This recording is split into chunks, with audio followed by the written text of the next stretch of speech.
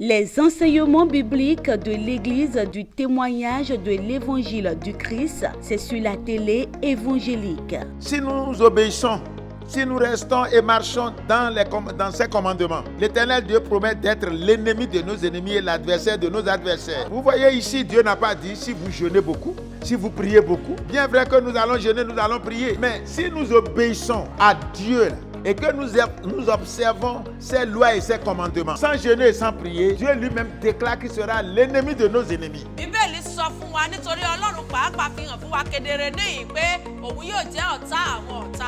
Par ces différents enseignements sur différentes thématiques, vos yeux spirituels s'ouvriront et la vérité vous affranchira. Prenez alors le rendez-vous tous les lundis à 21h et les samedis à 17h30.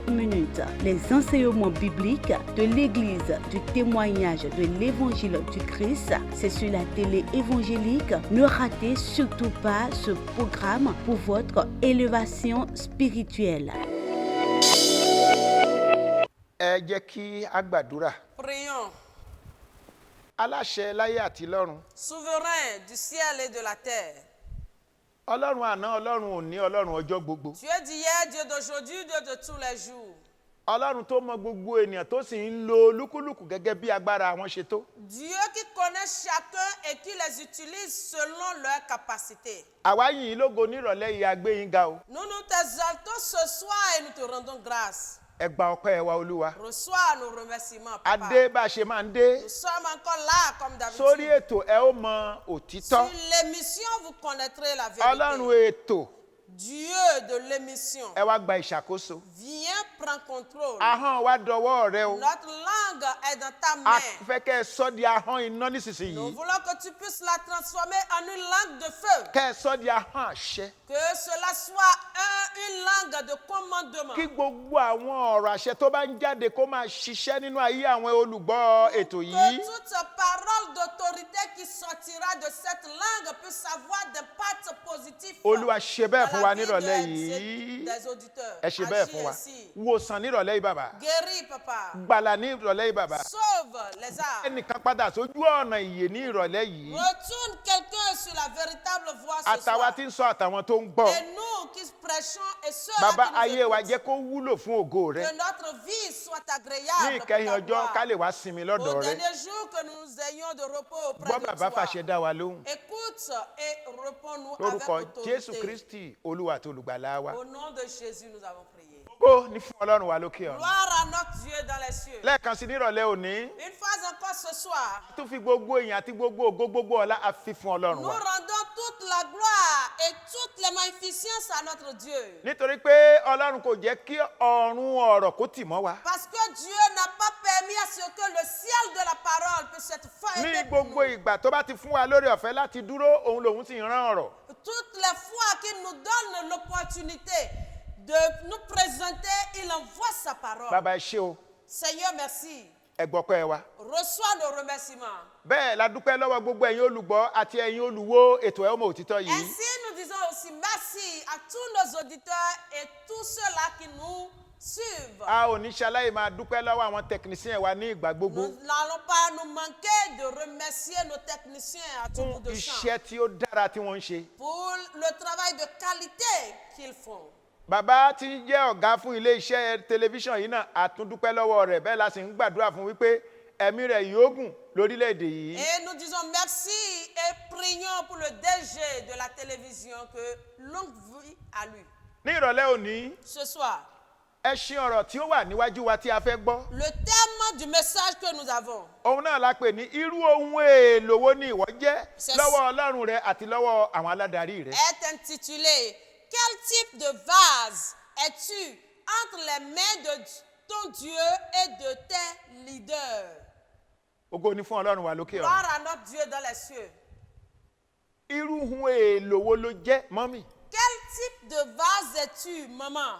Dáàdi, irú ohun èèlò wo ló jẹ́ lọ́wọ́ Ọlọ́run rẹ? Papa, quel type de vase es-tu entre les mains de ton Dieu?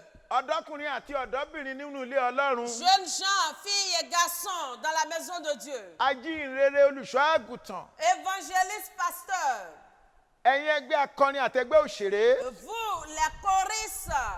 et les musiciens, alàgbà nínú ìjọ, doyen ou diacre dans l'église. irú ohun èlò wo ló jẹ́ lọ́wọ́ Ọlọ́run rẹ? Quel type de vase es-tu dans la main de ton Àti Dieu lọ́wọ́ àwọn tí wọ́n jẹ́ aládarí rẹ. et entre les mains de tes leaders? Nítorí wípé Parce que o ò lè rí Jésù lójúkorojúmọ́ ṣùgbọ́n wàá máa rí àwọn tu aládarí. ne peux plus voir Jésus physiquement, mais tu verras tes leaders. Kí ni ìwé èlò tó jẹ́ lọ́wọ́ Quel wọn? type de vase es-tu dans leurs mains? Ṣé o ṣe é lò? Est-ce que tu es utile? Ṣé o wúlò fún àwọn aládarí rẹ? Es-tu utile pour tes leaders? Ṣé wọ́n ń lò ẹ́ fún ìgbàlá ọkàn àwọn ènìyàn? Et est-ce qu'ils arrivent à t'utiliser pour pouvoir sauver des Àbí âmes? nítorí ìwà rẹ àti ìṣe rẹ wọ́n ti kà ẹ́ sí ìpọ̀sí? Ou bien, à cause de tes comportements, de tes habitudes, tu es déjà garé. Mo fẹ́ kí a ka ọ̀rọ̀ Ọlọ́run Je veux que nous jetons un coup d'œil dans la kí o tó parole di de pé a Dieu. lọ sínú àwọn àlàyé ní Et rẹpẹtẹ. avant de rentrer dans de amples Mo explications, wà nínú ìwé tí apọ́sítélì Paul kọ ìwé kejì rẹ̀ sí Tìmótì ọmọ rẹ̀. 2 Timothée, Orí kejì a ó ka ẹsẹ̀ 20 àti ẹsẹ̀ 21. chapitre 2, versets 20 à 21. Lẹ́yìn yẹn a ó wá bẹ̀rẹ̀ sí ní tú. Après cela, nous allons expliquer. Èrí ẹsẹ̀ 20 wípé 20. ṣùgbọ́n nínú ilé ńlá Dans une grande maison, kì í ṣe kìkì ohun èèlò wúrà àti ti fàdákà nìkan ni ó ń bẹ. il n'y a pas seulement des vases d'or et d'argent. Ṣùgbọ́n ti igi àti ti amọ̀ pẹ̀lú. Il y en a aussi en bois et en terre cuite. Àti òmíràn sí ọlá àti òmíràn sí àìlọ́lá. Les premiers sont réservés à un usage noble. Ẹsẹ̀ 21 ní wípé Les autres sont destinés bí à un ẹnikẹ́ni usage bá wẹ vil. ara rẹ̀ mọ́ kúrò nínú wọ̀nyí, 21. Eh bien, si quelqu'un se garde de pur, òun yóò jẹ́ ohun èlò sí ọlá. de tout ce dont j'ai parlé, il sera un vase destiné à un noble. Òun yóò jẹ́ ohun èlò sí ọlá Il sera destiné à un noble usage, tá a yà sọ́tọ̀ purifié, tí ó sì yẹ fún ilé fún ìlò baálé ilé utile à son propriétaire, tí a pèsè sílẹ̀ fún iṣẹ́ rere gbogbo. disponible pour toutes les sortes d'œuvres bonnes. Ògo ni fún Ọlọ́run wa lókè ọ̀run. Gloire à notre Dieu dans les cieux. Bí a bá ń sọ nípa ohun èlò, Si nous parlons de vase, pàápàá nínú ilé, surtout dans la maison, bá a bá mú àpẹẹrẹ si nous prenons l'exemple, fún àpẹẹrẹ irú ìkòkò àwọn ganzẹ́ tí wọ́n fi ń ṣe ọbẹ̀ nínú ilé. les marmites que nous utilisons pour préparer de la soupe à la maison, Ohun èlò ni. ils sont des vases. Àwọn abọ́ ìjẹun ohun èlò ni. Les bols ou bien les plats avec lesquels nous mangeons, nous buvons sont des vases. Bàtà sílípàsì tá à ń bọ̀ nínú ilé ohun èlò ni.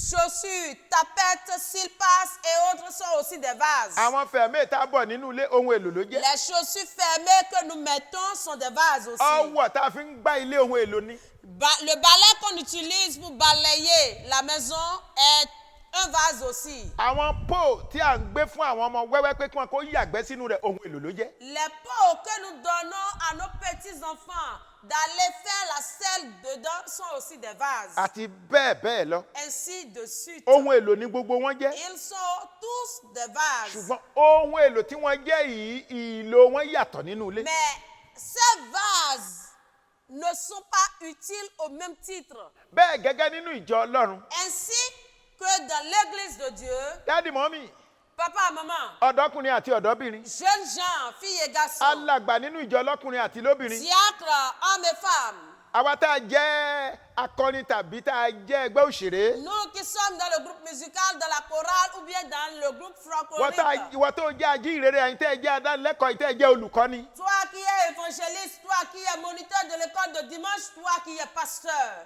Agbọ̀rọ̀sọ interprète, ohun èlò lẹ́nì kọ̀ọ̀kan wá jẹ́ nínú ilé nous Ọlọ́run. sommes tous des vases dans la maison de Dieu. Olúwa ní kí n béèrè pé Et Dieu m'envoie vous demander que irú ohun èlò wo ló jẹ́? quel type de vase es-tu? Nígbà tá a kà á nísinsìnyí, Quand nous avons lu, ó ní àwọn ohun èlò kan wà tí wọ́n ní ọlá, il a dit qu'il y a certains vases qui sont pour l'honneur tí wọ́n sì wúlò fún baálé ilé. et sont utiles à leur propriétaire. Ṣé ìwọ wúlò nínú ìjọ níbi tó gbé wà tó gbé Es-tu jọ́sìn? utile dans l'église où tu adores Dieu?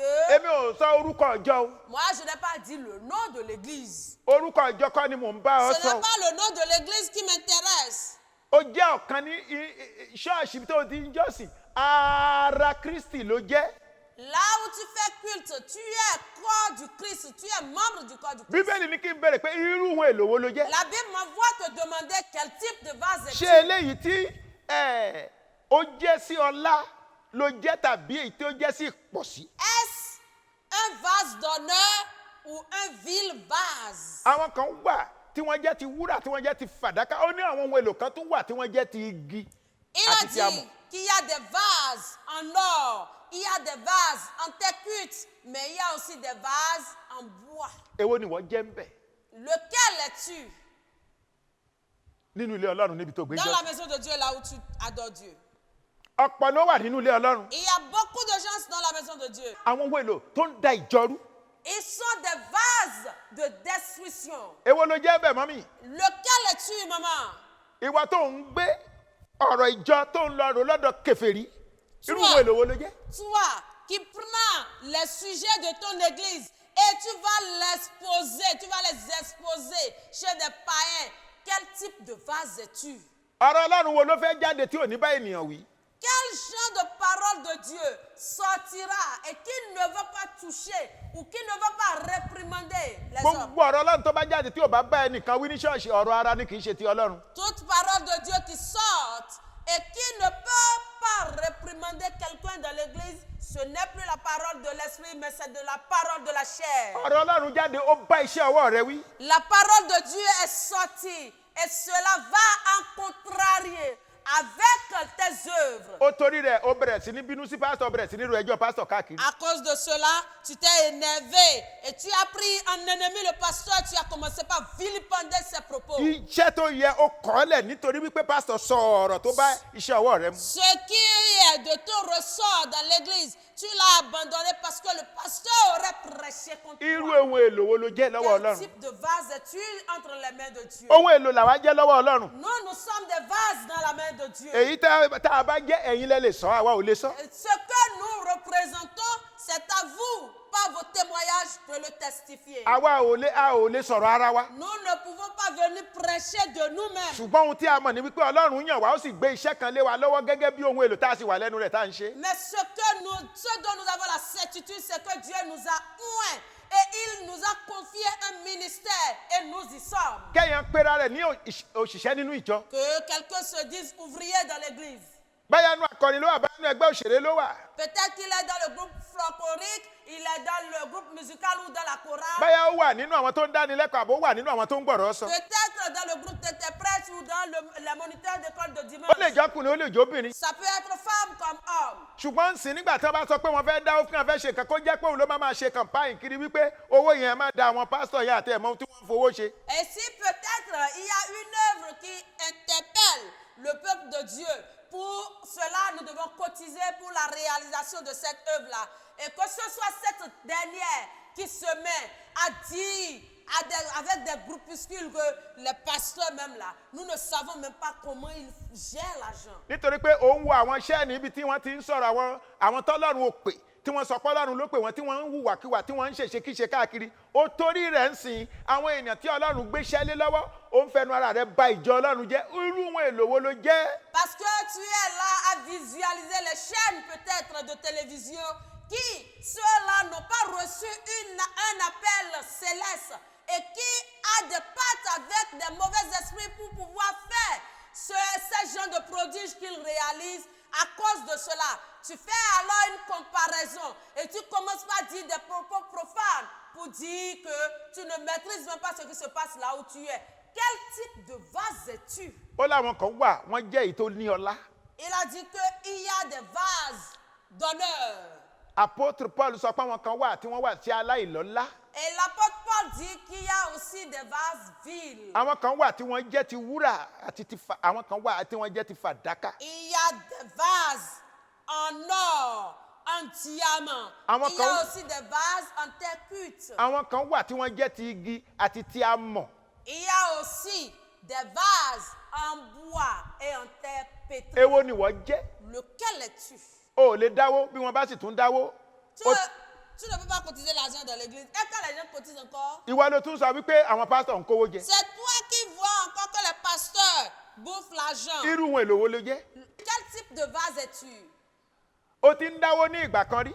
Tu cotisais peut-être dans le temps jadis. nígbà tó lọ wọnú ẹgbẹ́ àwọn ènìyàn wíwá ò dáwó mọ́. Quand tu t'es mis ensemble avec les immoraux, tu ne cotises plus. ó rò pé iṣẹ́ Ọlọ́run máa dúró iṣẹ́ Ọlọ́run ò dúró ò sì tún lè panu mọ́. Tu penses que l'œuvre de Dieu va s'arrêter, l'œuvre de Dieu est en continuité. Tu ne peux même pas te taire. ẹlòmíín rí pásítọ̀ rẹ̀ nítorí pé ó wọ vẹ́sì tó dáa nítorí pé ó wọ aṣọ tó dáa ó ń torí rẹ̀ òbí ló ń sọ̀sọ́ kí sọ sí pásítọ̀ pé gbogbo owó táwọn ń dá òun ló ń kó o jẹ tí ó rò pé Ọlọ́run tó pe pásítọ̀ ó máa fi pásítọ̀ sílẹ̀ kí pásítọ̀ wà ní ìwàkuwà tẹ́lẹ̀ ni. D'autres, quand ils voient leur pasteur bien s'habiller, ils disent non, ce n'est pas deux choses. On ne veut même plus savoir si le pasteur a autre source. Non, c'est que le pasteur a ramassé l'argent de l'église. C'est avec l'argent de l'église qu'il fait tout ça là. Toi, tu pensais que Dieu va délaisser son nom? ronú ra rẹ̀ irú ohun èlò wo ló jẹ́ rí. Réponds-toi, quel type de vase es-tu? ó ti wà nínú ìjọ láti ọdún 5 ká tún máa wá sọ fún èsì pé ọmọ Ọlọ́run kì í jà irú ọmọ Ọlọ́run wo ló jẹ́ irú ohun èlò wo ló jẹ́. Tu es déjà dans le Seigneur Jésus. Ça fait plus de 5 ans. Et c'est à toi là, on doit commencer par prêcher encore qu'un enfant de Dieu ne doit pas se battre. Quel type de vase ó es-tu? sí nínú àwọn tó ń gbálẹ̀. Tu n'es pas dans ceux-là qui entretiennent la maison de ó Dieu. sí nínú àwọn tí ó nu ṣọ́ọ̀ṣì tó nu àga. Tu n'es pas dans ceux-là, parmi ceux-là qui nettoient ou bien qui dépoussièrent les chaises, les divans, les... ó sí nínú akọni ó sí nínú ẹgbẹ́ òṣèré. Tu n'es pas dans le groupe francophone, tu n'es pas dans la chorale, ó sí nínú ẹgbẹ́ agbọ̀rọ̀sọ. tu n'es pas dans le groupe d'interprètes, ó sí nínú ẹgbẹ́ àwọn alàgbà láti máa lọ bẹ̀ àwọn ènìyàn wò. tu n'es pas parmi les diacres qui vont peut-être savoir à quelle situation vit l'autre et aller leur rendre visite. nítorí pé ó ti gbọ́ pé àwọn alàgbà àtàwọn òṣìṣẹ́ bẹ́ẹ̀ nìkan bá níṣòro àwọn ni wọ́n ń dáwọ́ jọ náà fi lọ ràn yàn lọ́wọ́ nítorí pé ó fẹ́ ràn yàn lọ́wọ́ ó sì tún sọ ìsọkísọ káàkiri irú ohun èlò wo lẹ jẹ́ lọ́wọ́ Parce Ọlọ́run. que tu aurais appris que non, quand il y a des cas sociaux dans l'église, ce sont les diacres qui s'occupent de la gestion de ces cas-là. Et tu es en train de bavarder inutilement. Quel type de vase es-tu? mo fẹ́ kó ronú wò. Je veux que tu puisses mami ronú wò réfléchir. dádì ronú rẹ wò. Maman, réfléchis, papa, ọjọ́ réfléchis. tán bá sọ pé wọ́n fẹ́ dáwọ́ ọjọ́ náà níwọ̀ ò ní wá ṣọ́ọ̀ṣì. Le jour où il y a une cotisation à l'église, c'est ce jour-là, toi, tu ne viens pas à l'église. nígbà tó ti gbàgbọ́ ìpọ́n 4 rẹ tó dá kò dín pọ́n 8 rí. Et depuis que tu as reçu Christ, tes 100 francs que tu donnes ne sont pas devenus 200. owó rẹ kọjá ogún pọ́ùn ṣọ́ọ̀ṣì ó sì ronú wò. Et ton argent que tu donnes à l'église ne dépasse jamais 500 et tu ne réfléchis pas. irú ohun èlò wo ló jẹ́ Quel type de vase es-tu? lọ́wọ́ Ọlọ́run Dans la main de àti Dieu, lọ́wọ́ àwọn aládarí rẹ. entre les mains de tes leaders. ṣé ọmọ ọjọ́ tí pásítọ̀ rí tínú rẹ̀ ń dùn ló jẹ́ àbá ọmọ ọjọ́ tí pásítọ̀ rí tínú rẹ̀ ń bàjẹ́. Es-tu l'un de ces fidèles-là qui donne de la joie au cœur à son leader ou qui donne de l'amertume au cœur? Daddy, ronú rẹ wò. Réfléchis. mami ronú rẹ wò. Réfléchis. a Sonde jẹ́ nínú cela. ìjọ rẹ níbi tó wà iṣẹ́ kankan wù ẹ́ àbí. Dans ton église, là où toi tu te trouves, il n'y a rien qui te plaît à faire dans l'église. àwọn èèyàn ń sọ pé báwo ni wọ́n ṣe fẹ́ ṣe décoration nítorí pé ọdún páàkì ń bọ̀ nítorí pé fẹ́ dà ní wa ó sínú wọn wò ní ìgbà kan ó tún ń bá àwọn tó ń ṣe bẹ́ẹ̀ wí. Il y a des gens volontiers ou volontiers qui décident de faire des décorations dans l'église de Dieu, peut-être à l'approche de la fête, ou bien qui décident même venir en aide au comité qui s'occupe de ces décorations-là. Toi, tu ne fais partie d'aucun groupe et pourtant, tu es en train de critiquer. Reviens. irú ohun èlò wo ló jẹ́ Réfléchis, tu es nínú quel ilé type Ọlọ́run de lọ́wọ́ vase Ọlọ́run es-tu rẹ àti lọ́wọ́ àwọn aládarí entre rẹ. les mains de Dieu et de tes leaders. àwọn alàgbà parapọ̀ Les diacres se sont mis d'accord. pé àwọn fẹ́ ṣe pásítọ̀ wọ́n fẹ́ ṣe kàdó fún Pour pásítọ̀. dire, bon, nous allons honorer notre pasteur. ìwọ ló sọ bẹ́ẹ̀ pé kí pásítọ̀ wo Et c'est toi qui dis, quel tí ń pasteur? pààrọ̀ vẹ́sì lójoojúmọ́. Le pasteur même qui change de verse au tún fẹ́ lọ quotidien. da omi ọ̀sà sínú omi òkun ni. Vous voulez aller ajouter encore de l'eau à l'eau de l'océan? ṣé bí ohun tó ń gbọ́ ni pé kí pásítọ̀ rẹ̀ kó sá máa wọ vẹ́sì kan náà lójoojúmọ́ kó máa bọ́ bàtà kan láti 1er janvier títí di 31 décembre àbí. Dis-moi, ce que tu attendais, c'est que ton pasteur puisse s'habiller en tunique unique de janvier à décembre. irú ohun èlò wo ni wọ́n jẹ́ gan. Quel type de vase es-tu? irú ohun èlò wo ló jẹ́. Quel type de vase es-tu? mo fẹ́ kó o ronú rẹ wò. Je veux que tu puisses réfléchir. ṣé fún ọlá ló wà tàbí aláìlọ́lá nínú ṣọ́ọ̀ṣì Es-tu rẹ. de vase noble ou vil dans l'église de Dieu? gbogbo àwọn tí wọ́n jẹ́ ohun èlò sí ọlá èrè wà fún wọn. Tous ceux-là qui sont de vase noble ont une récompense Èrè wà fún wọn. grandiose. ils ont une récompense. Ọlọ́run ń pa wọ́n mọ́. Dieu les protège. Àtàwọn ọmọ àti ilé wọn Ọlọ́run ń dáàbò bò Et wọ́n. leur progéniture et toute leur maisonnée, Dieu les Bíbélì protège. sọ pé ohun tí ènìyàn bá ní òun ló fi ń ra ẹ̀mí rẹ̀. La Bible dit l'homme rachète son esprit avec ce qu'il a. Gbogbo iṣẹ́ tí olúkúlùkù ń ṣe nínú Ọlọ́run níná owó ṣíṣe báyìí fólùṣọ́ àgùntàn títọ́jú ẹnìkan ríran ẹnìkan lọ́wọ́ gbogbo èyí wà nínú ohun tí Ọlọ́run ń wò tó fi ń pa wá mọ́ tó fi ń dáàbò bò wá tí ogunlọ́gọ̀ ewì fi ń kọjá lórí àwa àti ìdílé Tout wa. ce que les hommes font, tout ce que les fidèles font, tout ce que chacun fait à l'endroit des démunis, des cas sociaux, à l'endroit des hommes de Dieu, à l'endroit de ceux-là qui sont dans le besoin. Dieu regarde toutes ces œuvres sociales-là pour nous protéger. Àwa náà pàápàá tá a jẹ́ olùṣọ́ àgùntàn. Nous-mêmes qui sommes pasteurs. Àwa ò sí nínú ẹ̀ tó ń sọ pé ẹ máa mú wá táwa náà kì í mú sílẹ̀. Et nous ne faisons pas partie de ceux-là qui disent il faut cotiser. Et nous n'allons pas cotiser pour l'œuvre de Dieu. Àwa pẹ̀lú ń ràn àwọn èèyàn lọ́wọ́. Nous-mêmes, nous sommes là pour pouvoir aider les gens. Àwa náà ń ṣe fún àwọn tí wọ́n jẹ́ aṣíwájú wa. Nous-mêmes, nous sommes là, nous pouvons aux besoins de nos Nítorí pé leaders. ohunkóhun tí ènìyàn bá fúrúgbìn rẹ̀ òun ni yóò ká. Parce que tout ce que l'homme sème sera récolté. Mọ́mí gbìyànjú kó lè jẹ́ ohun èlò sí ọlá nínú ilé Maman, Ọlọ́run. efforce-toi d'être un vase d'honneur dans la maison de Dieu. Ó ń jà ohun èlò sí àìlọ́lá nìyẹn igi àti amọ̀ nìyẹn tó tún kù nínú oníjà látọdún kẹwàá tó ti gbàgbọ́. Tu te bagarres encore depuis 10 ans que tu as déjà reçu Christ. Tu es un vase vil. Ó kù nínú ẹni tó tún yànyàn lódì nínú ṣọ́ọ̀ṣì. Tu es encore parmi ceux-là qui peuvent tenir rancune dans l'église de Dieu. Ohun èlò sí àìlọ́lá nìyẹn. Tu es un vase vil. Igi àti amọ̀ ló jẹ́. Tu n'es que tes pétris ou tes cuites. Bó ń ṣe bẹ́ẹ̀ nílé bó ń ṣe bẹ́ẹ̀ lọ́jà ohun èlò aláìlọ́lá nìyẹn. Si tu le fais à la maison, tu le fais au marché, tu le fais là où tu travailles, tu es un vase vil. Ronú rẹ wò dádì mọ́mí ronú rẹ wò. Réfléchis correctement, papa, maman. Irú ipò wo ló wà nínú ìjọ? De quelle position occupes-tu dans l'église? Ojú wo làwọn èèyàn fi ń wò ọ́? De quel œil es-tu vu dans Ṣáwọn ọ̀dọ́ ń l'église? sọ̀rọ̀ rẹ sílé ṣáwọn èèyàn sọ pé yes mọ́mí yìí ó mú jọ tẹ̀síwájú dádì yìí ọpẹ́lọpẹ́ wọn níjọ fi ń rìn àbí èwo ni wọ́n sọ pa rẹ̀. Est-ce que les gens sont de bons témoignages au sujet de toi pour dire oui, telle personne, c'est quelqu'un qui fait évoluer l'église, ou bien ils sont là seulement pour te raillir Agogo à mi ń cause sáré. de tes œuvres. Agogo mi ń sáré gan. Le temps évolue. Nínú ìwé bí tá a wà yẹn náà Là où nous sommes, Timothy kejì yẹn orí kẹrin 2 Timothée chapitre 4, a ó ka ẹsẹ̀ kẹwàá àti ẹsẹ̀ kọkànlá. verset 10 à 11. Ó kà báyìí wípé Ça dit, ó ní nítorí Démà ti kọ̀ mí sílẹ̀ nítorí ó ń fẹ́ ayé ìsinsìnyí ó lọ sí Tẹsalóníkà Kreskeni sí Galatia sí Titu sí Damas sí Damatia Lúùkù nìkan ni ó wà pẹ̀lú mi mú Máàkù wá pẹ̀lú rẹ̀ nítorí ó wúlò fún mi fún iṣẹ́ ìhìnrere. car Démas m'a abandonné. Il a aimé le monde présent et il est parti pour Thessalonique. Crescens s'est rendu en Galatie, Tite en Dalmatie. Seul Luc est encore avec moi. Prends Marc et amène-le avec toi, car il m'est très utile pour mon ministère. Kí ni wọ́n sọ fún ẹ tó fi jáde kúrò nínú akọrin? Qu'est-ce qu'on t'a dit et tu es sorti de la chorale? Kí ni wọ́n sọ fún ẹ tó jáde kúrò nínú ẹgbẹ́ òṣèré? Qu'est-ce qu'on t'a dit et tu es sorti du groupe folklorique? Kí lẹ́nìkan sọ fún ẹ tó fi sọ pé gbayin gbálẹ̀ mọ́ ṣọ́ọ̀ṣì? Qu'est-ce que quelqu'un t'aurait dit et tu as pris la décision de ne plus balayer l'église? Ṣé iṣẹ́ tó ń ṣe tẹ́lẹ̀ ṣé pásítọ̀ ló ń ṣe fún ẹ tó sọ̀rọ̀ fún ẹ ló ń Ce ṣe fún ẹ? que tu faisais auparavant, est-ce au pasteur tu le fais ou à celui qui te parle? Nítorí pé o fẹ́ ayé ìsinsìnyí ni. Parce que tu as aimé le monde O présent.